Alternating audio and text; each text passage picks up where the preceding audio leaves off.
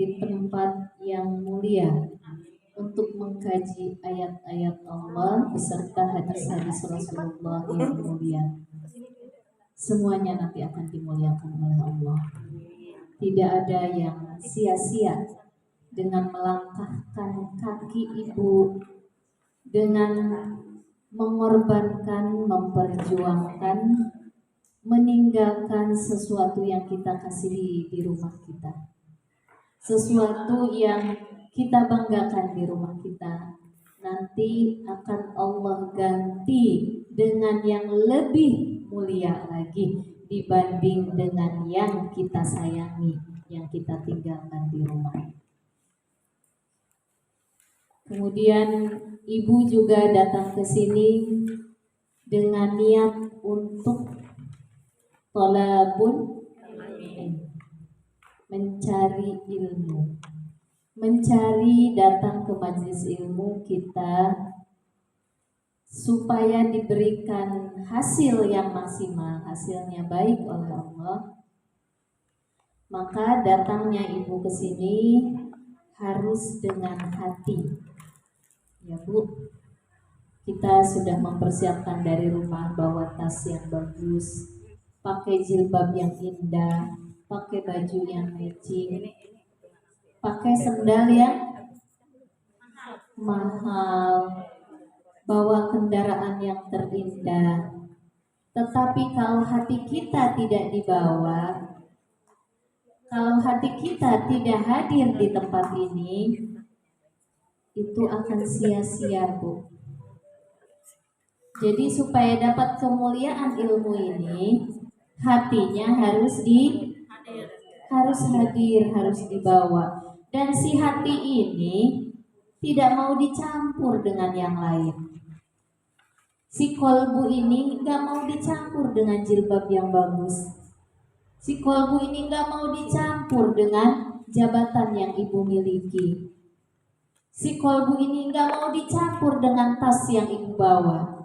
Si kolbu ini tidak mau dia bercampur dengan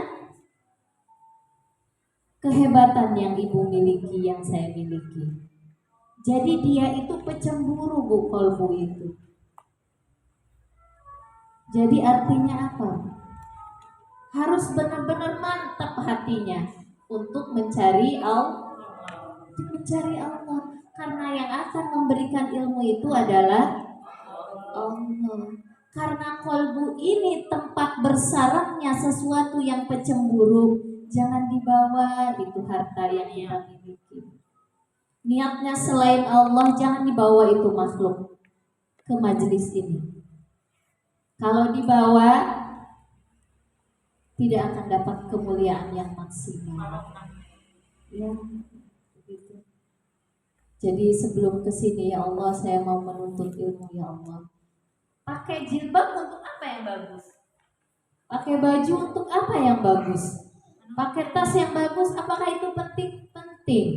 Semakin kita memakai pakaian yang indah, tas yang indah, jilbab yang indah, sepatu sendal yang indah, kendaraan yang indah, itu semata-mata dipersembahkan untuk Allah, kita akan semakin pede, bukan pede kepada manusia. Karena semakin kita memuliakan ilmu, maka ilmu akan semakin memuliakan kita. Jadi dandannya kita kesini bukan untuk manusia, tapi untuk Allah. Kenapa? Berarti kita sedang memuliakan ilmu. Jangan ada saya mah jilbabnya paling bagus di Anubala, belum lagi bajunya, belum lagi tasnya, nggak dapat Bu ilmunya. Kenapa? Kolbu kita ini pecemburu. Siapa yang memiliki kolbu? Allah. Allah nggak suka. Sedangkan yang ngasih ilmu itu Allah. Maka banyak orang datang ke majelis ilmu rajin, majelisnya ratusan, kadang ribuan, tapi pulang tidak ada perubahan. Kenapa? Karena bercampur si kolbu dengan makhluk. Jadi tidak ada hasil. Kata suaminya, bajunya udah ganti lagi tahun ini, baju seragamnya. cicilannya sudah nambah, mukenanya udah tambah yang barokat, yang bukat-bukat gitu, karena nggak mau kalah dengan temennya. Tapi akhlaknya tidak ada perubahan. Kenapa itu? Ada yang salah. Ibu, saya ingin meluruskan dulu supaya ibu dapat kemuliaan dari ilmu ini. Tidak hanya sekedar datang, tidak hanya sekedar meramaikan, tapi harus ada hasil yang maksimal. Bu Vila juga pakai lipstick tuh, saya pakai Bu. Kalau nanti orang bilang Bu Vila santai, jangan ngajar, jadi nggak boleh ngajar. Pucet loh.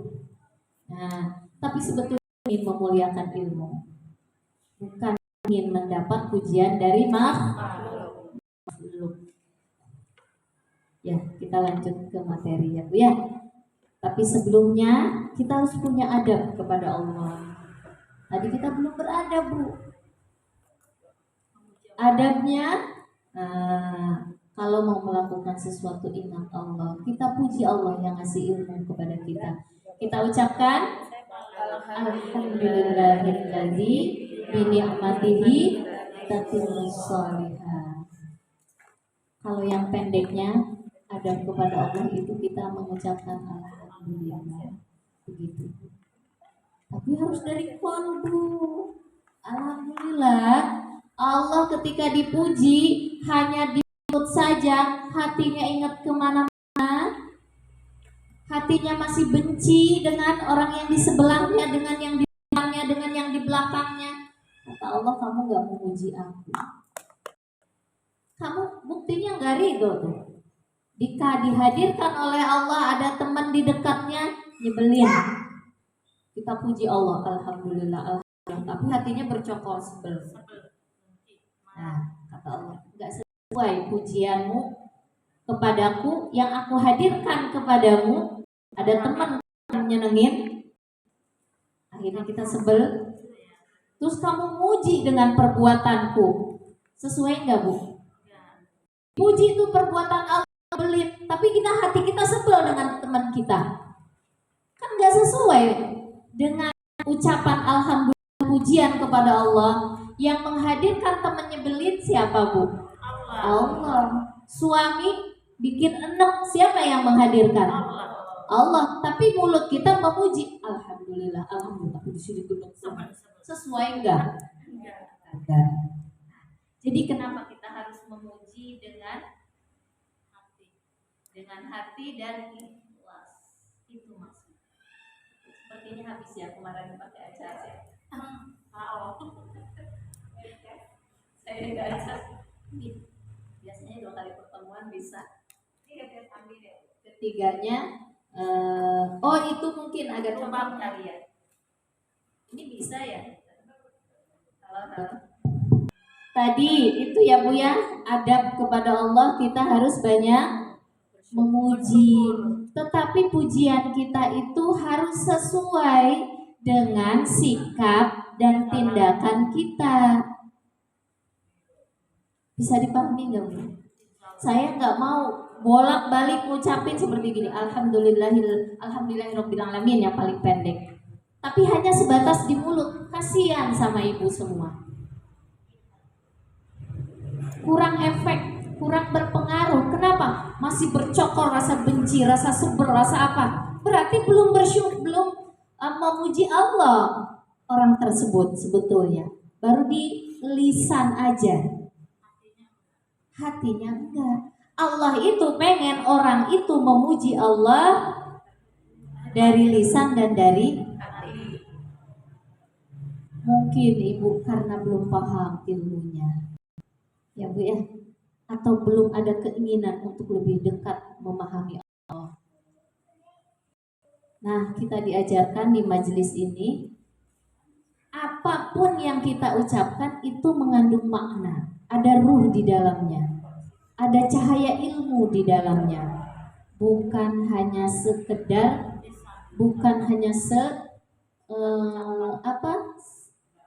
sekedar omongan aja. Basa-basi itu namanya kata Allah. Mulutmu alhamdulillah, alhamdulillah. Dia teman nyebelin, belok ke sebelah kiri. Yang satu belok ke sebelah kanan. Tadi kamu mau memuji perbuatan aku, kenapa kamu tidak sesuai sih? Itu. Kalau mau, alhamdulillah dihadirkan. Emang sih ngeselin, dari saya maafin. Itu yang mulia itu. Nah, kata Allah ini benar nih. Pujian terhadap aku dengan sikapnya sama. Semua yang dihadirkan ini adalah atas kehendak dan takdir Allah, Ibu semua. Datang ke sini harus dengan hati. Itu intinya. Kemudian jangan lupa kita beradab kepada Rasulullah. Tadi sudah kepada Allah memuji. Sekarang beradab kepada Rasulullah, Bu. Tanpa Rasulullah alam dunia ini nggak bakalan diciptakan.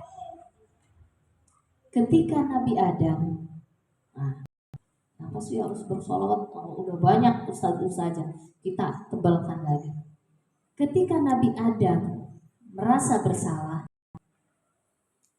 maka Nabi Adam bertobat. Ketika bertobat, dia berwasilah kepada Allah dengan apa? Wasilah dengan Rasulullah Sallallahu. Ternyata sebelum Adam diciptakan, Rasulullah itu terlebih dahulu ruhnya, bukan jasadnya, Bu ya, ruhnya terlebih dahulu. Jadi ketika Nabi Adam mau bersujud, dia lihat di atas arasy, Allah di sebelah kanan, Nabi Muhammad di sebelah kiri. Atas nama Muhammad aku bertaubat kepada Allah, memohon ampun, aku berwasilah. Tuh Bu, Nabi aja punya kepada Nabi kita, apalagi Nabi kita ya Ibu, Masya Allah. Jadi alhamdulillah hadirnya kita di sini itu karena adanya Rasulullah. Kalau enggak ada Nabi Muhammad, kita enggak bakalan bisa Islam itu sampai ada saat ini. Udah habis. Setelah Nabi Muhammad, kalau Nabi Muhammad nggak dihadirkan, nggak ada Islam, Bu. Kita nggak bakalan dimuliakan seperti ini. Kita nggak bakalan hidup merasakan kebahagiaan, ketenangan, ketentraman. Nah, nanti ini dalam banget ya Bu ya. Kok bisa ada ketenangan, ketentraman, kebahagiaan? Kita bahas dari kemarin ya. Orang yang bahagia itu orang yang ini kan, siapa yang bawa ajarannya? Nabi. Kita lanjut ya. Oleh karena itu kita memuji Nabi kita yang maha mulia ya, yang agung, yaitu Nabi Muhammad Sallallahu Alaihi Wasallam.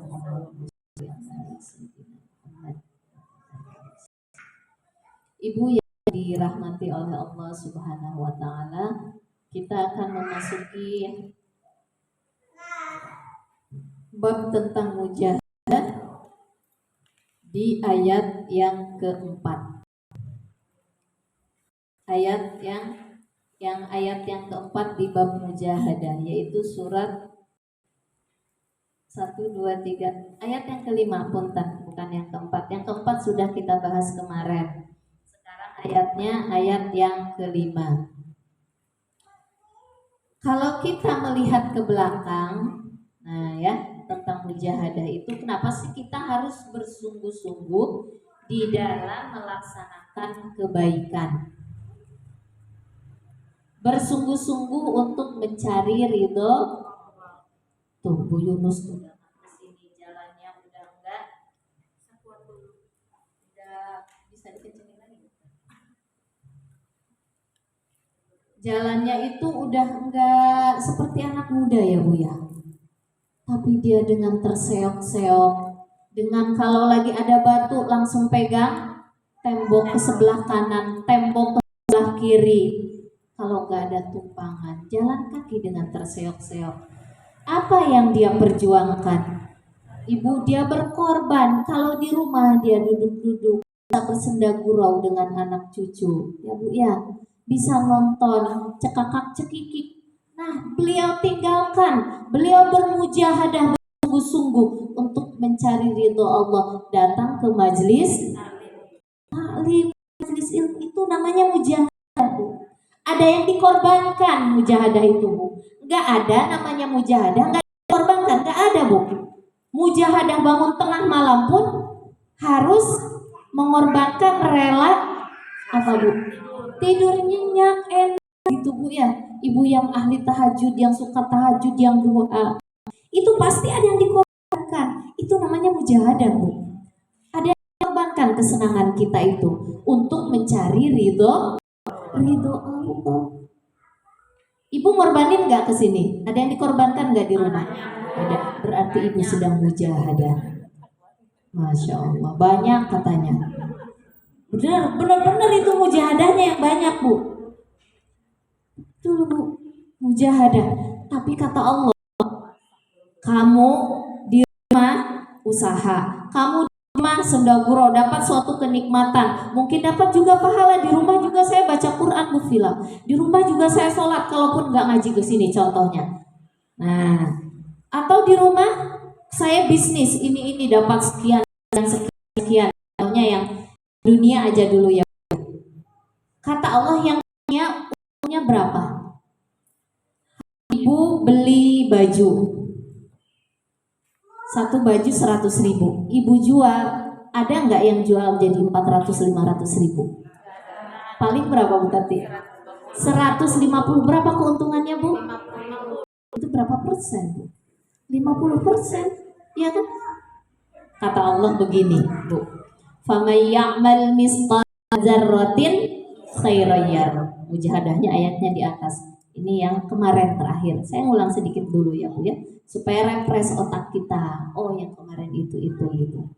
Ibu tinggalkan yang 50%. Kata Allah, kalau kalian mendatangiku dengan mencari ridho Allah dengan mujahadah, aku akan ganti berapa kali lipat? Yang paling kecil, al hasanatu asyru amsalihah. Satu kebaikan akan aku ganti dengan 10 kebaikan. Tubuh Allah mah ngasih diskonnya di kegedean. Berapa? 10 kali. Kalau tadi ibu jualan berapa? 50%. Tapi jangan sampai di situ Allah. Bukan hanya sampai 10 kali lipat. Kalau tadi 1 kali lipat pun enggak ya jualannya, Bu ya. Setengahnya, Bu. Tapi kata Allah, al hasanatu asyru amsalihah. 10 aku akan ganti. 1 aku akan ganti 10. Ila sab'ati di'fin, sampai 700 kali lipat. Berapa tuh, Bu? Ibu datang ke sini, kata Allah, aku akan ganti minimal 10 sampai 700 kali lipat penggantian Allah. Jadi artinya apa, Bu? Kalau kita berbuat baik dengan manusia, bisnis dan sebagainya, itu keuntungannya nggak sebanding dengan keuntungan yang akan diberikan oleh Allah kepada kita. Ibu sudah mengeluarkan infak kemarin buat santunan. Ada yang 50.000, ada yang 100.000, ada yang 200.000, ada yang 500.000, ada yang 1 juta. Ketika ada yang 500.000 sih, waalaikumsalam. Kemudian tak ada satu pun mengatakan terima kasih ya. Aku udah itu nggak ada yang bilang makasih. Itu manusia, Bu. Padahal aku udah ngasih bule ke tetangga, kok dia malah cemberut aja bawaannya, nggak tahu diri, nggak berterima kasih. Itu manusia.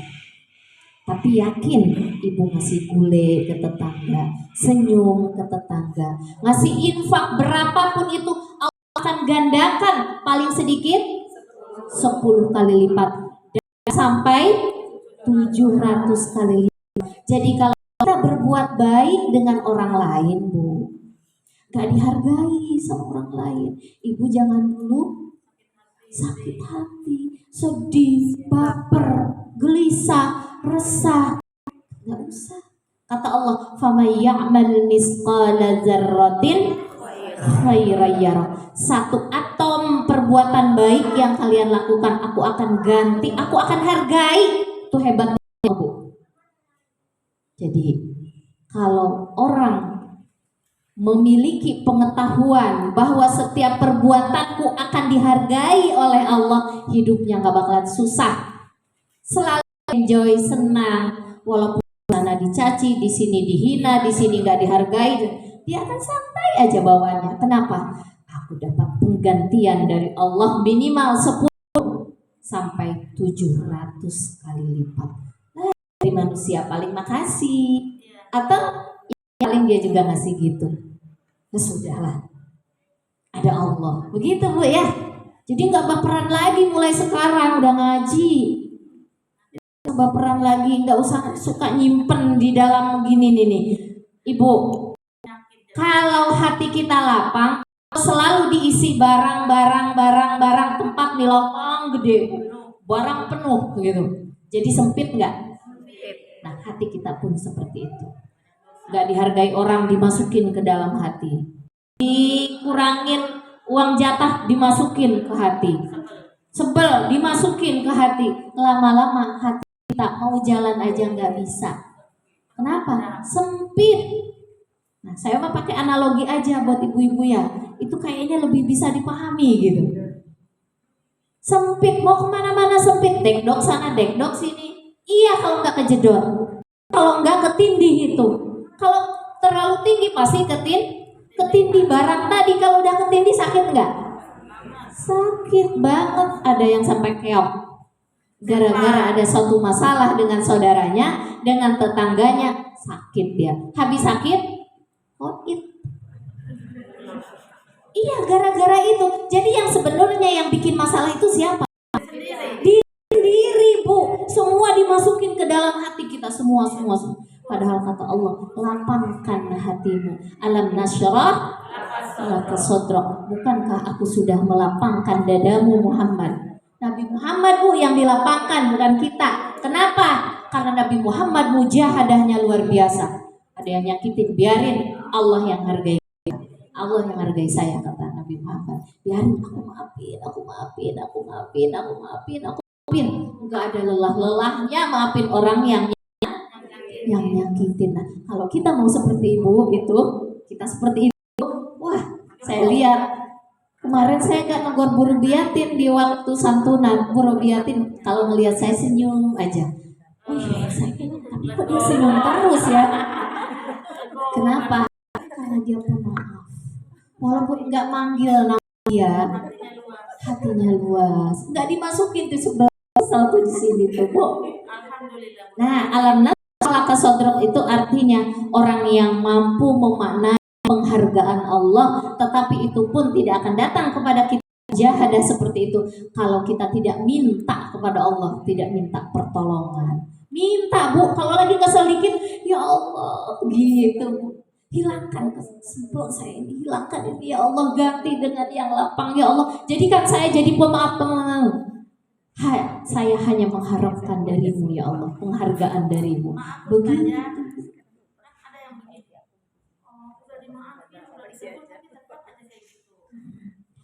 Itu belum dimaafin. Dimaafin itu gak ada batasnya. Jadi kalau dalam perjalanannya dia baru sekali maafin, 2 kali maafin, kemudian dia putus asa, belum itu. Maaf itu tidak sekali.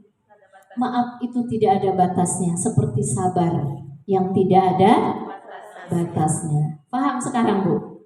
Udah saya maafin Bu Vila, udah saya baikin Bu Vila. Udah saya udah sebel. Nah, berarti kalah Ibu dengan hawa nafsu kita.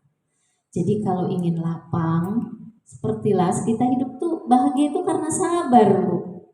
Bahagia itu karena sabar. Sabar ada batasnya nggak Bu? Nggak ada. Maka kata Nabi, ada orang ahli sedekah, ahli sholat, ahli apa, tapi ada pahala yang lebih besar daripada itu semua. Innama yuwaffas sabiruna ajrahum inda rabbihim bighairi hisab. Hisab bukan kho ya Bu ya, salah tadi. Hisab, saking semangat. Jadi ada pahala yang lebih besar daripada perbuatan amal kita, yaitu sabar. Masya Allah, sabar ini. Tuh, Bu Yunus saking sabarnya, ngantuk, nggak apa-apa, jangan dibangun. Itu rahmat dari Allah ya Bu ya. Nikmati, nikmat Ibu. Alhamdulillah. Berarti beliau sabar. Kenapa? Udah kita bilang beliau ini nggak marah ya Bu Yunus ya. Beliau sabar. Lanjut ayat sekarang. Nah itu ya Bu ya. Jadi segala sesuatu yang kita lakukan pasti ada penghargaannya dari Allah. Beda dengan kita. Udah itu insya Allah hidup kita bahagia. Sekarang susah mau pilih hidup, udah capek, udah gini, udah ibadah, udah gini. Ibu tenang, nanti kan di dunia mah sebentar. Dunia dana itu artinya apa? Pendek. Dunia sebentar. Di akhirat, di alam kubur itu yang lama. Sekarang sabarin aja. Emang dunia itu darul bala. Dunia itu tempat ujian. Sabarin aja. Kalau ibu sabar nanti kebahagiaannya ketika kita masuk ke alam kubur, ketika kita ada di insya Allah dicatat oleh Allah, dikumpulkan di namanya tempat iliyin ya, kemudian masuk ke dalam surganya Allah. Itu yang penting itu Bu. Di dunia mah nggak ada orang hidup senang, nggak ada Bu. Orang kaya juga susah, banyak masalah. Jadi udah kalau menurut saya bahagiain aja deh hidup. Jangan ada kesusahan. Ayat selanjutnya ada filosofi sebetulnya, tapi nanti deh mungkin Allah menginginkan saya langsung menyampaikan. Wa qala ta'ala, pada kesempatan ini ayat selanjutnya Allah berfirman dalam surat Al-Muzammil ayat 20. Wa ma tuqaddimu li anfusikum min khairin tajidu indallah. Dan kebaikan saja yang kamu perbuat untuk dirimu sendiri, niscaya Allah min khairin tajiduhu indallah, niscaya kamu akan memperoleh balasannya di sisi Allah, wa khairan wa a'ma ajra, dan di sisi Allah sebagai balasan yang paling baik dan paling besar pahalanya.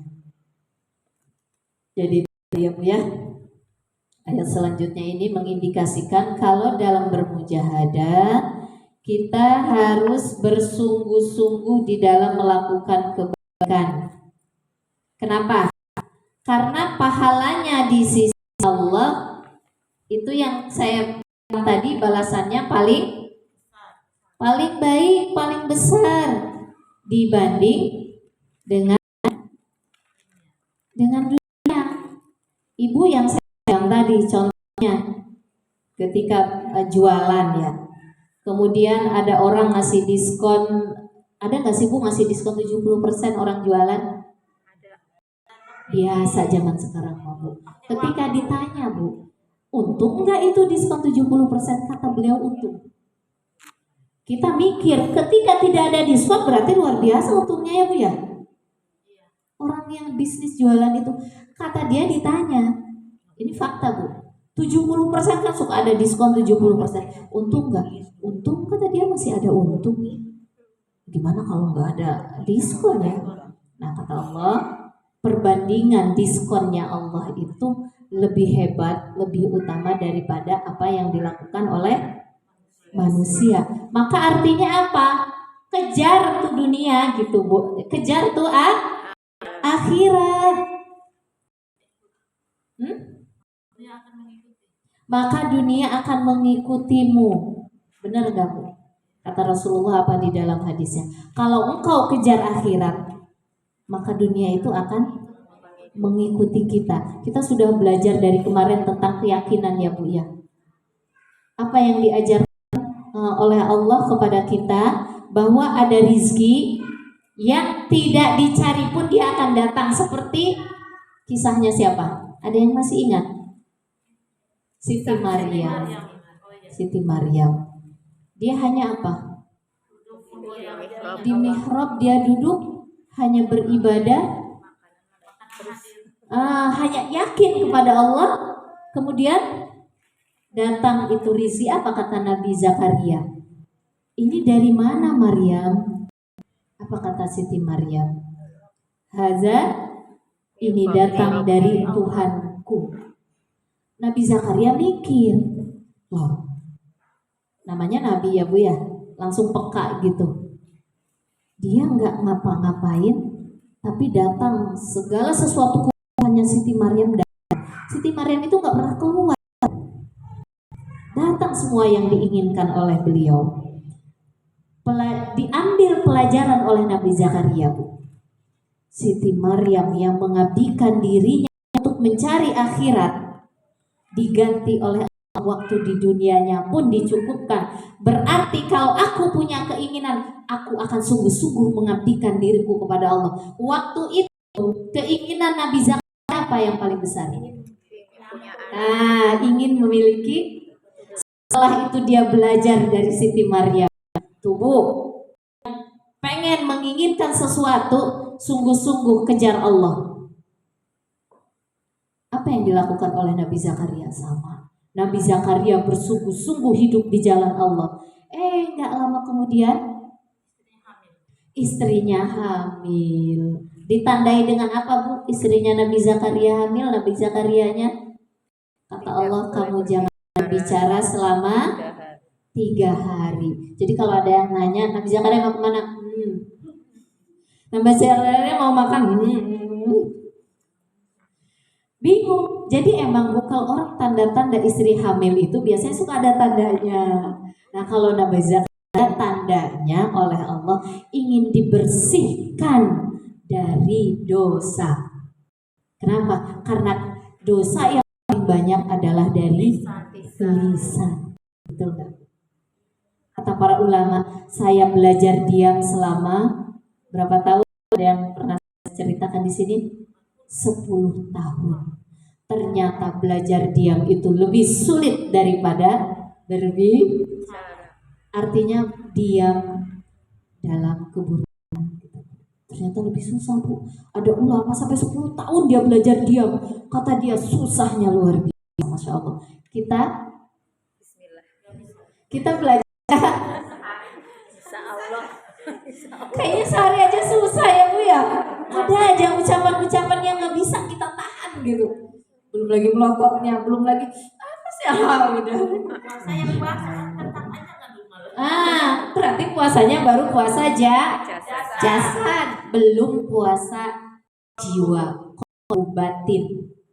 Kalau Nabi Zakaria di sini dia puasanya puasa jiwa, kolbu dan jasad. Masya Allah. Saya kalau belajar itu, Bu, Allah, aku bisa nggak ya ini belajar diam dari hal-hal yang tidak disukai oleh Allah. Lanjut ya Bu ya. Jadi kalau orang mencari akhirat sungguh-sungguh, dia akan mendapatkan huwa khairu wa a'zama ajro. Dia akan mendapatkan pahala yang agung, Bu. Yang agung luar biasa. Jadi kalau susah-susah dikit bangun malam dipaksa. Kenapa? Pahalanya itu, keutamaannya itu, kehebatannya itu, Ibu. Kita ini hidupkan banyak masalah. Kita ini hidupkan pengen pertolongan Allah.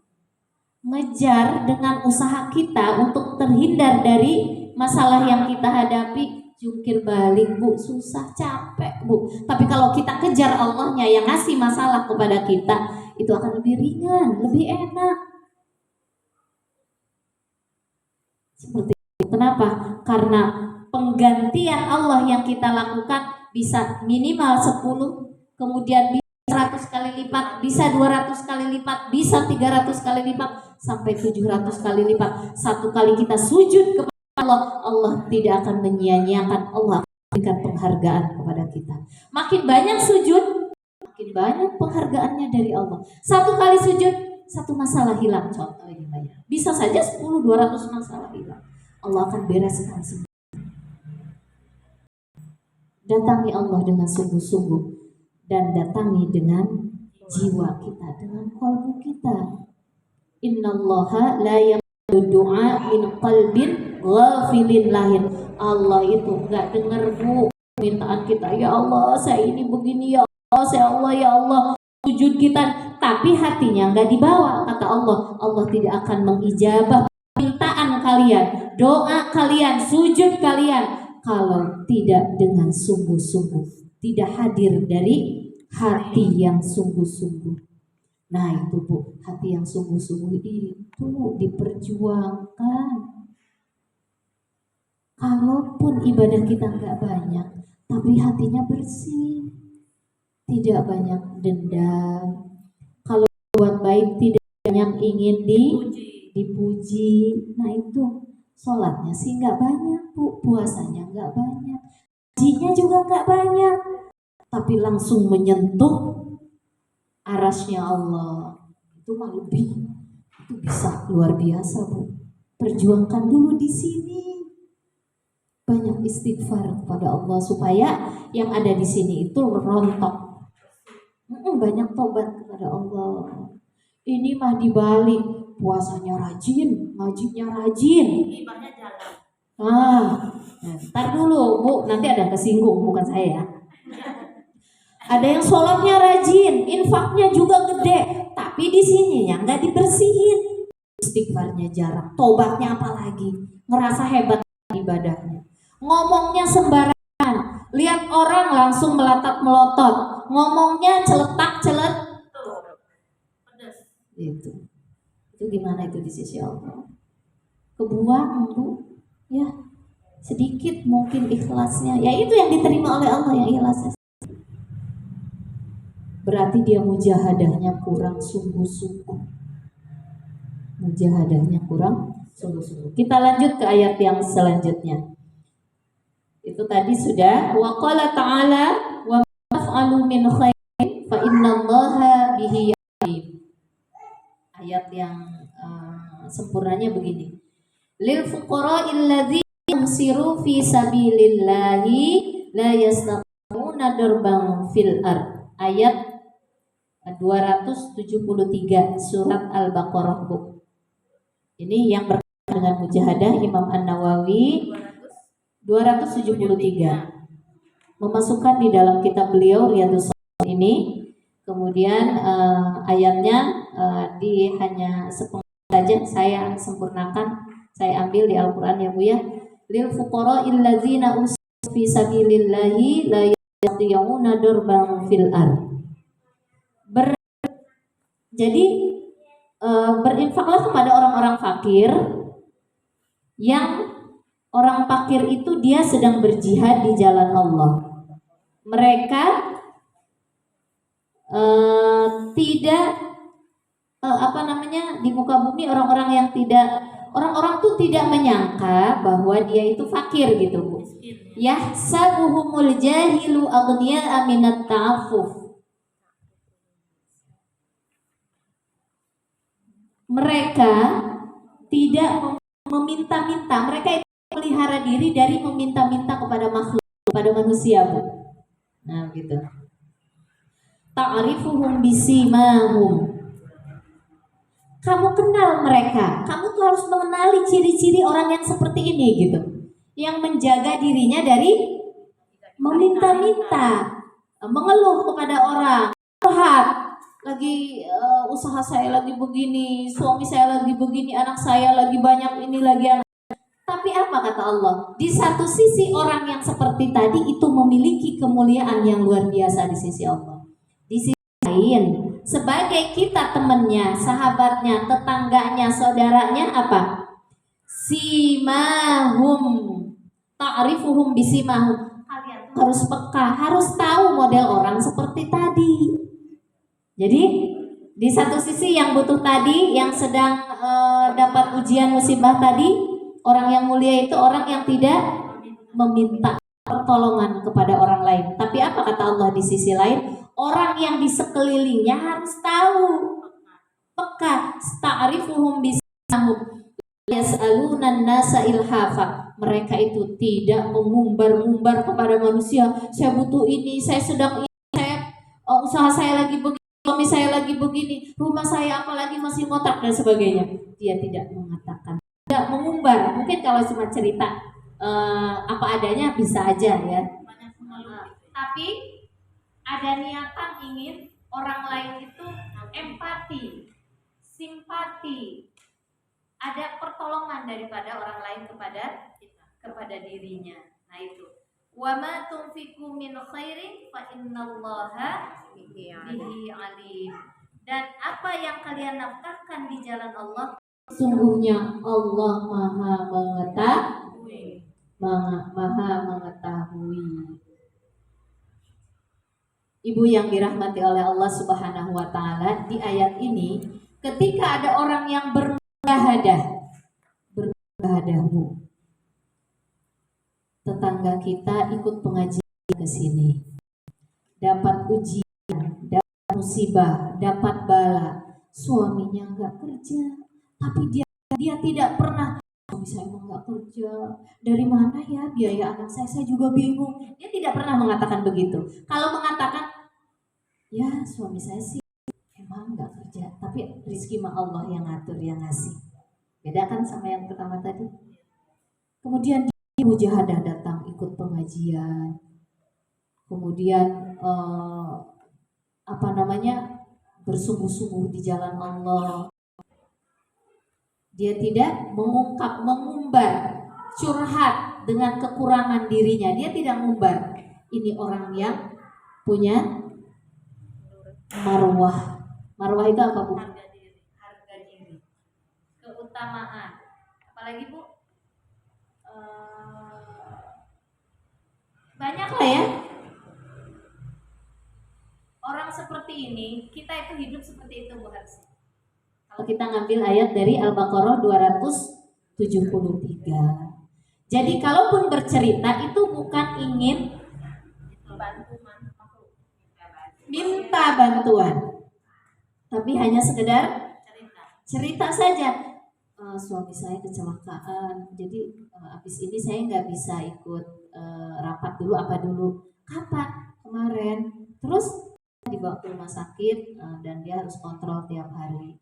Udah berapa? Terus besoknya suaminya gimana? Ya masih sebulan ini masih sakit. Kita tuh harus peka. Oh dia berarti nggak cari penghasilan, sedangkan penghasilannya dari suaminya. Nah, ta'rifuhum bisimahum itu. Jadi kalau ada orang yang punya sifat-sifat kemuliaan seperti ini, kita itu harus peka. Kita harus bantu gitu, Bu. Emang dia nggak minta, tapi kita harus mengerti. Di satu sisi orang yang mulia itu yang tidak menginginkan bantuan dari Allah. Apa orang itu bisa seperti ini?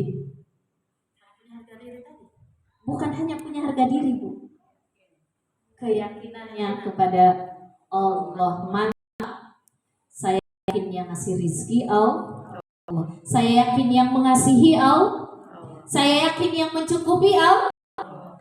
Terus tiba-tiba dari langit turun gitu emas atau satu karung duit. Bukan begitu caranya. Allah akan menembakkan rasa sayang kepada orang-orang di sekitarnya. Begitu, Bu, kalau kita yakin sama Allah. Bu Fil, aku udah sholat, udah ngaji, tapi kok belum ada bantuan dari orang? Dari kata-kata ketahuan pengen dibantu. Katanya kan lewat orang. Jangan berharap orang, berharapnya sama Allah. Allah nanti ya bekerja begitu. Kadang-kadang suka salah paham gitu.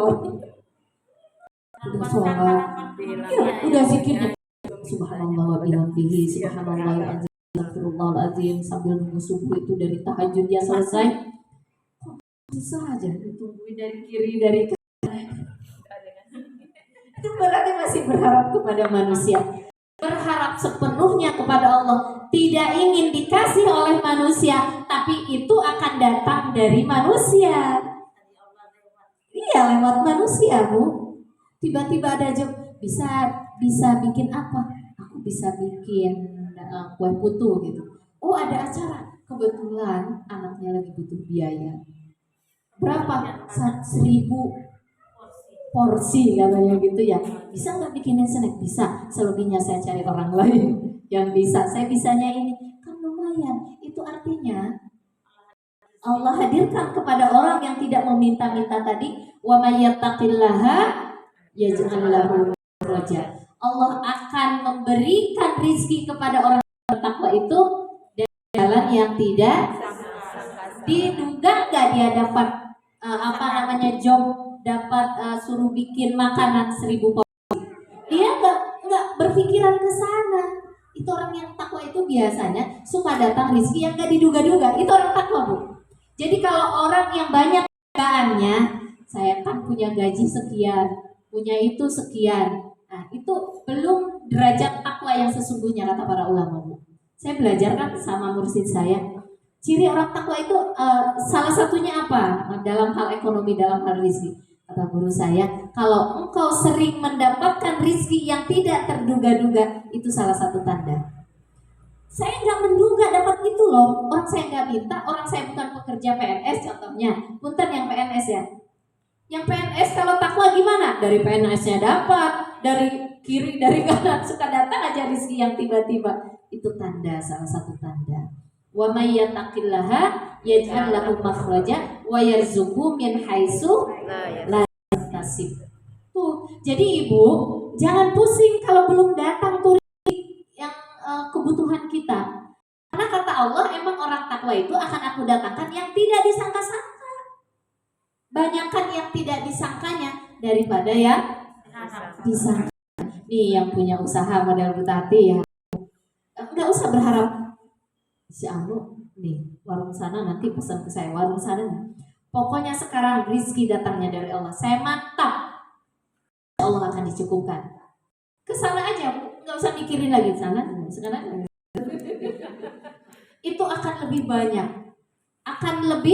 banyak ketika kita membutuhkan akan datang gitu, Bu. Itu wa may yattaqillah. Takwa aja sama Allah, yakin dengan rezeki Allah. Praktekkan ayat ini. Yang punya, ya mungkin ini lebih ke yang pertama yang tidak mampu ya Bu. Yang dapat ujian, yang dapat musibah, jangan suka ngumbar supaya orang lain simpatik dengan kita. Jangan dibiasain Bu, apalagi sampai lebay banget, sampai keluarin netes air mata gitu. Dari mana? Belum bayar belum punya beras buat besok, kan besoknya belum. Nanti akan ada datang dari Allah. Yakin aja, Ibu banyakin aja, kuatkan sama Allah. Nanti akan datang Bu. Udah enggak lagi. Kuliah seminggu lagi mau ditutup Bu pendaftaran. Dari mana ini saya uang ya, Masya Allah. Saya nggak berharap mau, ya kalau ke situ syukur enggak juga nggak apa-apa lah. Rizki mah dari Allah, pokoknya mantap aja. Nggak disangka-sangka Bu. Saya diminta untuk menjual tempat beliau. Waktu itu pun saya dapat keuntungan 12 juta. Langsung masuk ke kampus semua. Dalam hati saya, ini rezeki yang tidak terduga sama sekali. Itu udah agak pasrah gitu. Saya nggak menerusin. Kenapa? Aduh besar banget nih kan. Ini baik. Dari mana? Ini buat anak-anak aja sekolah, buat anak-anak aja makan kan. Ada di tangan kita. Kalau buat nerusin nggak apa-apa lah, itu bukan kewajiban banget gitu kan. Tiba-tiba itu datang, Masya Allah. Satu malam langsung besoknya saya datang. Mau ditutup nih seminggu lagi Bu Titil katanya. Alhamdulillah. Mau wisuda Bu saya. Wisuda kecil juga ya.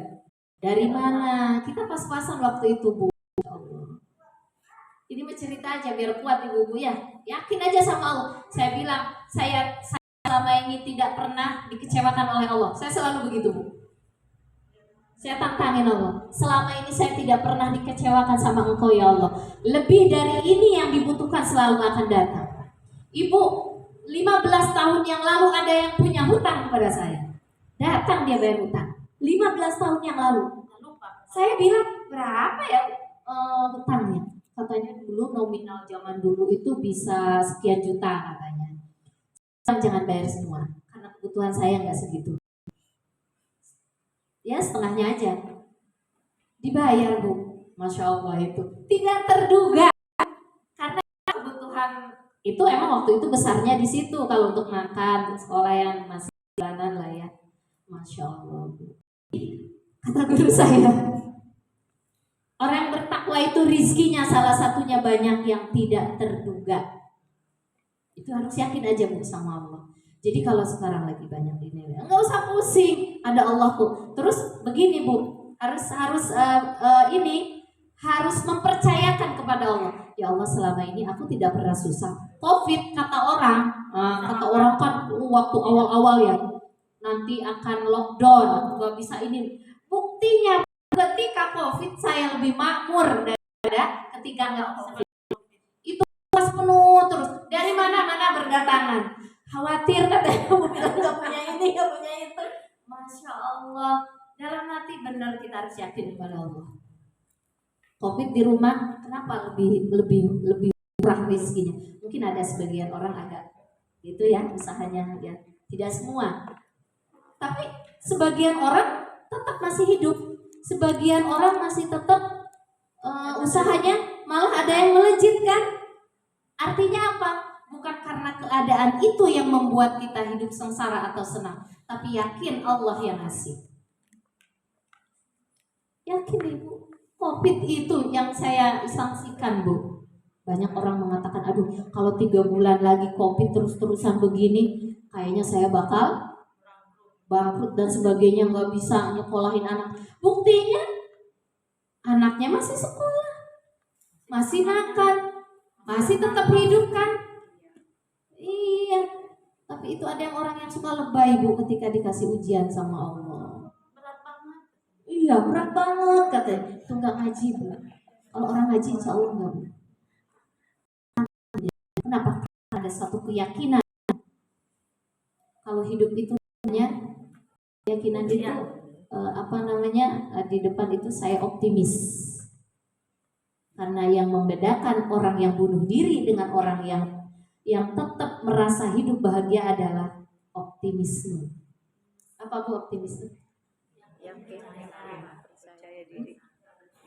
Percaya diri, baik sangka, tapi baik sangka percaya dirinya sama Allah.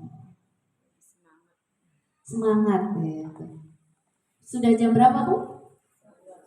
11:30. Masih banyak sebetulnya materinya, tapi kita tutup saja sampai di sini karena kita mau ada tahsin untuk ibu yang baru. Tadi namanya Ibu Solihah ya Bu ya. Kemudian Ibu Syarifah. Masya Allah ibu saya hafal ya, diingat sama Allah. Kadang-kadang ibu begitu. Ibu diingat, ini ada sahabat kita, saudara kita. Allah pertemukan dengan kita, kalau bukan karena takdir Allah, izin Allah, kasih sayang Allah, beliau tidak akan bisa mengambil kita bareng sama kita. Tapi alhamdulillah ya, dengan kemurahan, dengan kebaikan yang Allah Subhanahu wa taala, emang Allah tidak pernah mengecewakan kita.